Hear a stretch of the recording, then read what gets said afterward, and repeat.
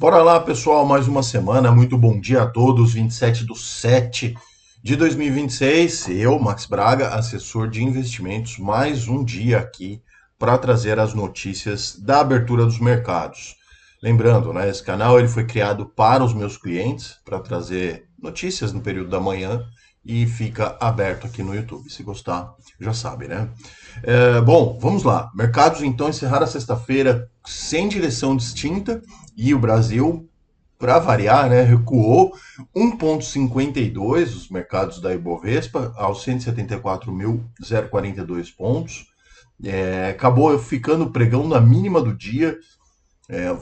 Foi um dia ruim, embora mundo afora foi mais misto em alguns mercados tiveram altas, inclusive, e o Brasil não acompanhou. Estados Unidos, por exemplo, avançou 0,46 o Dow Jones, o S&P ficou 0,05 mais de alta e o Nasdaq caiu um pouquinho, 0,64, tá? Refletindo um desempenho mais fraco ali da tecnologia, né? Das ações de tech.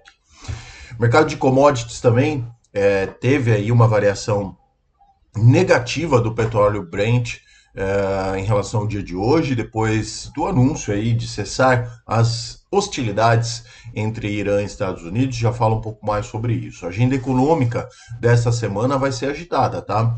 A gente tem na quarta-feira o Fed divulgando a taxa de juros dos Estados Unidos, também já falo um pouco mais sobre isso.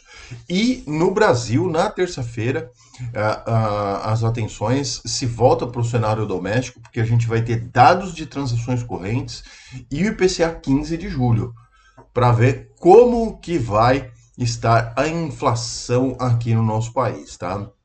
Isso é bem importante. Bom, tem mais indicadores importantes no Brasil essa semana. Temos IGPM, crédito bancário, taxa de desemprego e CAGED, tá? Então tem dados para todos para essa semana, tá? Vamos lá, então. Hoje passar diretamente aqui para as aberturas dos mercados no dia de hoje. Os índices futuros mundo afora e os que já estão abertos ou até fechados encerraram ou estão com uma variação mais positiva hoje, quase que tudo em alta.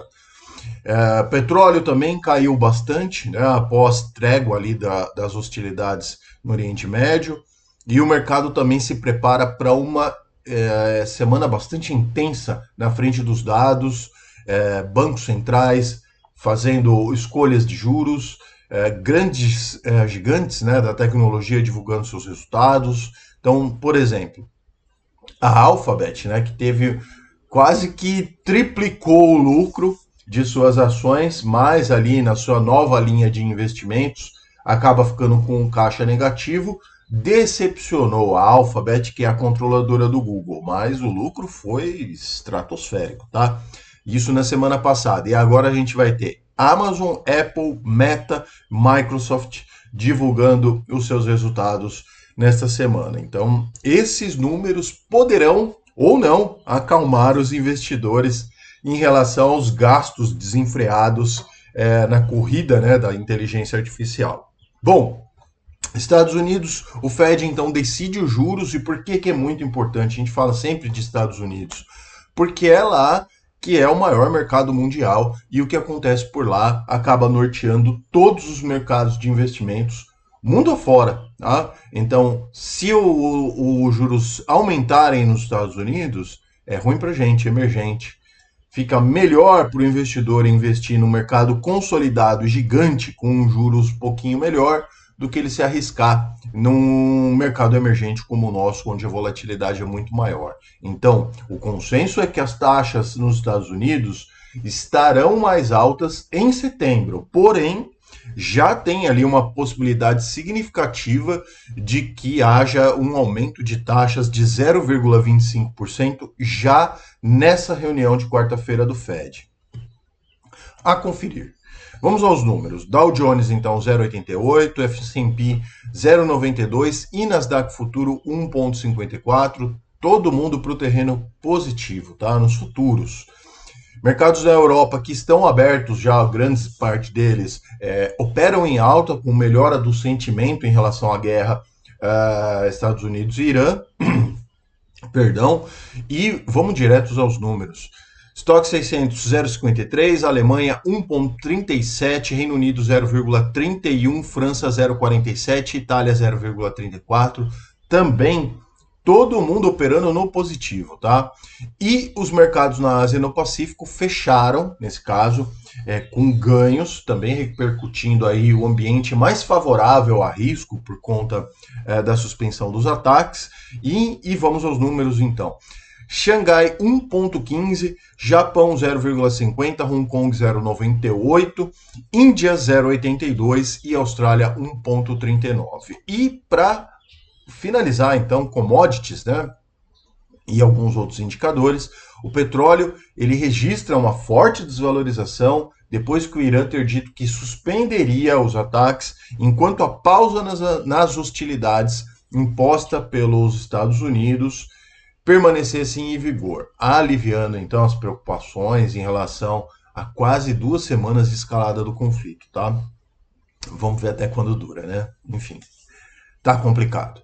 Cotações de minério de ferro na China fecharam no vermelho, a demanda por lá sazonal é muito fraca, então fica difícil também para o minério avançar de uma maneira mais consistente. Petróleo Brent, 7,04 de queda, voltando ali para baixo dos $90, cotado a $89 e 98 centavos o barril do Brent, e o minério de ferro fechou em 0,27 de queda lá no porto de Dalian, tá? E para finalizar agora de fato, compartilhando aqui na tela com vocês, caiu um pouco, né? Caiu relevantes 4,20% o VIX, né? Que é o índice do medo, ali na casa dos 17 agora. O Bitcoin opera com uma alta ok, até de 1,01 aos 65.151 dólares a unidade. O dólar está quase no 0 a 0 aqui, R$ 5,08. O índice do dólar está se desvalorizando um pouco, 0,15. Pode ser que o nosso dólar caia um pouquinho agora no começo da sessão. E aí um pouco mais difícil para o Brasil, né? O EWZ, que é a Bolsa Brasileira no ETF, lá na Bolsa Americana, 1,22 de queda na sexta-feira de fechamento lá da semana passada, tá? É isso então. Vamos então de semana nova, estreando mais uma semana na nossa vida, que tenham bons negócios, que se inscrevam no canal, claro, né? Deixe seu like aí, comentem, e claro, se quiserem conhecer também um pouco mais do meu trabalho de assessoria financeira de clientes, entre em contato comigo, por favor, pelo e-mail que está, e-mail particular, tá? Que está na descrição do canal. Forte abraço a todos, bons negócios, tchau!